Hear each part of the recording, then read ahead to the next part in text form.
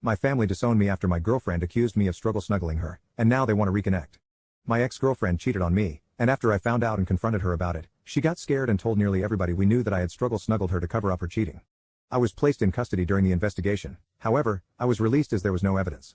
My parents had already disowned me, and most of my friends had distanced themselves from me. I wasn't even proven innocent by a jury, so my parents still believed me to be a struggle snuggler who had gotten lucky. My best friend began to help me behind their backs, and I ran away. I had nothing to lose, as nobody liked or even approached me, and my college barred me from attending lessons, only emailing me the work and bringing me in for exams. I went as far away from that town as I could and got an apartment after working in some community jobs for some money. I managed to sort of stabilize myself. I decided to change my name after a while because I came to hate looking at it for some reason. I still don't know why. This helped me start a new slate, and I made a few new friends when I went into university. Again, I don't know why I did this. I'm still in truckloads of debt and was incredibly poor looking back. I finished my degree in teaching and moved far away to a country on the opposite side of the globe where I now live. I got a nice apartment and settled down in my new job. Eventually, I met a girl who turned out to become my now wife. Initially, I couldn't trust her. I would flinch if she tried to touch me, or I'd start fidgeting when she got close. However, after realizing how much patience she had with me, I fell head over heels for her. She eventually gave birth to my twin daughter and son, whom I adore and will defend to the edge of the universe. Her family got used to me very quickly considering I was a foreigner and not very trusted. They treated me well, and I sort of remembered how a loving family actually is.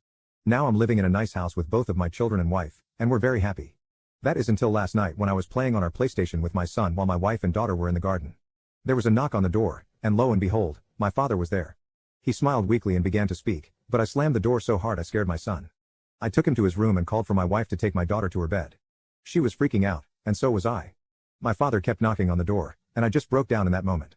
My wife comforted me, and then answered the door for me. She asked who he was, and he said he was my father. I had given my wife a vague background of me, and she had nothing but sorrow for me. She looked understandably pissed and began to scream at my father for abandoning me and whatnot. After she calmed down, I told her to let him in and instructed her to go to our kids' bedroom to keep them busy while I talked to my dad. He explained that he was doing my ex-girlfriend a favor by clearing some stuff on her phone. While he was managing her messages, he stumbled upon a conversation between her and the guy she cheated on me with, expressing guilt for ruining my life and a desire to take it all back. My father didn't confront her, as he wasn't ready to revive a dead situation, but silently began to search for me to share his belief in my innocence. I don't even know how he found me, but I don't care because he's here. Now, for the part I need help with. I don't know what to do. I've considered my options after wandering through random streets and have come to some conclusions, but I'm not sure what the best decision is.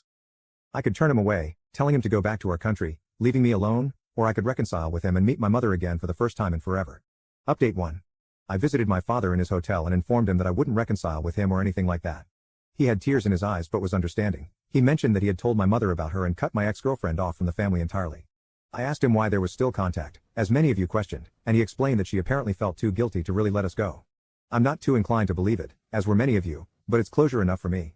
Apparently, my mother didn't take the news too well and tried to get my phone number, but my father didn't let in.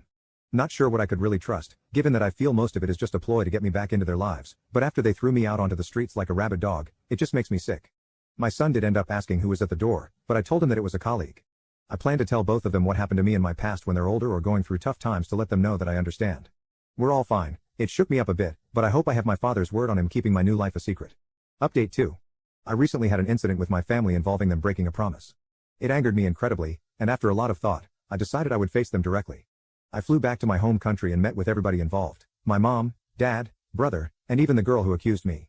I was nervous, of course, but I was shocked when I realized I didn't really see them as family. I recognized them, of course, but I didn't see them the way I see my wife, kids, and in-laws. My mother started by breaking into tears and trying to apologize. I just felt disgusted by it. My father comforted my mother, and my brother was the one who kept his composure and initiated the conversation. He asked me how I was doing, and I responded by telling him to cut any small talk and that this meeting was on my terms. I told all of them that I was not looking for reconciliation, and I simply wanted closure. I made sure to tell them that I would call the police should they attempt to chase me. I asked my parents why they were so quick to abandon me, even though the police said there was no proof. They explained that they made a rash decision, and seeing me in custody broke their hearts. I called them out on it since they didn't try to stick up for me or anything. Then, I asked my brother why he never contacted me. He looked surprised and said that he did, but I just ignored him all that time.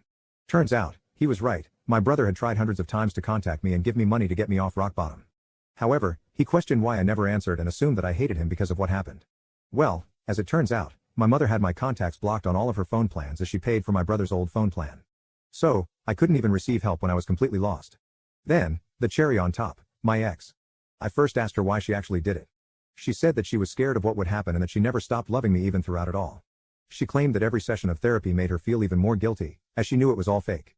She then told me that she hadn't dated anyone since, in hopes that I would come back, and she could apologize because an apology would apparently reverse time and fix it all.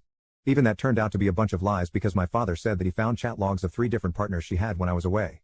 My ex broke down crying and tried to hold my hand. She had the freaking audacity to ask for another chance. This just made me spiteful, and I pulled out my phone and began showing all of them hundreds of pictures of my 2 children's milestones and the good times my family had together, our visits to cities, their first day of school, both of them and my wife in my arms.